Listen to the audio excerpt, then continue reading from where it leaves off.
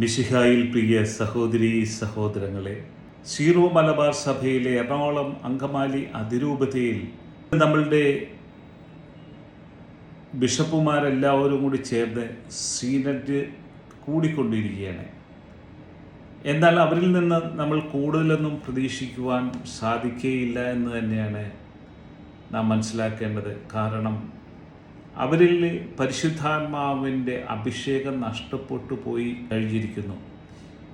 എന്നാൽ അഭിഷേകമുള്ളവർക്ക് പോലും ധൈര്യപൂർവം വചനത്തിനു വേണ്ടി ജീവിക്കുവാൻ സാധ്യമല്ലാത്ത ഒരു അവസ്ഥയിലൂടെ പോകുന്നതുകൊണ്ട് നാം നമ്മുടെ ദേവാലയമായ ഹൃദയത്തിന്, നമ്മുടെ ആത്മാവിന് വളരെയധികം പ്രാധാന്യം നൽകിക്കൊണ്ട് വചനത്തിൽ ആശ്രയിച്ചുകൊണ്ട് നമ്മുടെ ജീവിതത്തെ ക്രമപ്പെടുത്തുക. നീയും നിൻ്റെ കുടുംബവും രക്ഷ പ്രാപിക്കുവാൻ യേശുവിൽ ആശ്രയിക്കുക. പുരോഹിതരിലോ ഇടയന്മാരിലോ നാം ആശ്രയിച്ചിട്ട് കാര്യമില്ല. കാരണം യഥാർത്ഥത്തിൽ നല്ല ഇടയൻ യേശു മാത്രമേ ഉള്ളൂ. ആ യേശു നൽകുന്ന വഴിയിലൂടെ, സത്യത്തിലൂടെ നിത്യജീവനിലേക്ക് പ്രവേശിക്കുവാൻ മാത്രമേ നമുക്ക് സാധ്യമാകൂ. ഇന്ന് പലരും അവരുടെ ഉപജീവനത്തിനായിട്ട്, അവരുടെ സുഖജീവിതത്തിനായിട്ട് പരിശ്രമിക്കുമ്പോൾ യഥാർത്ഥത്തിൽ കർത്താവായ യേശു നമ്മളെ ഓർമ്മിപ്പിക്കുന്നത്, നീ നിൻ്റെ കുരിശും ചുമന്നുകൊണ്ട് എൻ്റെ പിറകെ സഞ്ചരിക്കുവിൻ എന്ന് തന്നെയാണ്.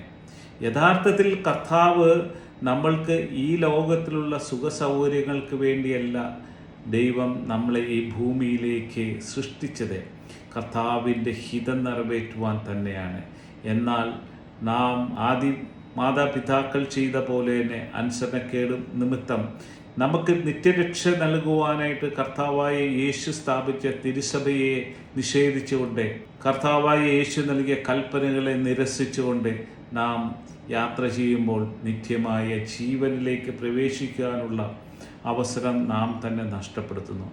ആയതിനാൽ ജാഗ്രതയോടെ നമ്മുടെ ആത്മാവിനെ യഥാർത്ഥത്തിലുള്ള ജീവനിലേക്ക്, നിത്യജീവനിലേക്ക് പ്രവേശിപ്പിക്കുവാൻ ഒരുങ്ങുക.